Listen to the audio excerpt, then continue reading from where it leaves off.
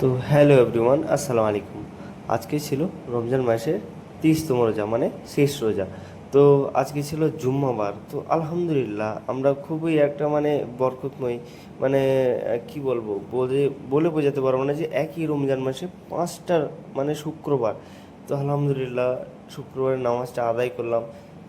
তো আমি ভোরে উঠতে পারিনি, যেহেতু শরীর খারাপ ছিল আমার। এই আজ 2-3 দিন অনেক শরীর খারাপ।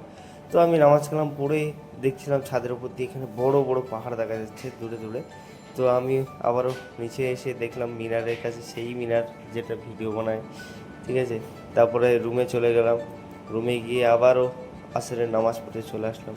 তো আলহামদুলিল্লাহ আজকের দিনটা এইভাবেই কাটছে।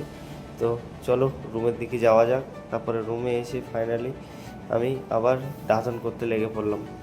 তো দাঁতন টাতন করে চলে যাবো ইফতারি করতে, যেহেতু সময় হয়ে গেছে। তো আসসালামু আলাইকুম। ভিডিওটি ভালো লেগে থাকলে লাইক কমেন্ট সাবস্ক্রাইব। খুদা হাফেজ। দেখা হবে নেক্সট ব্লগ।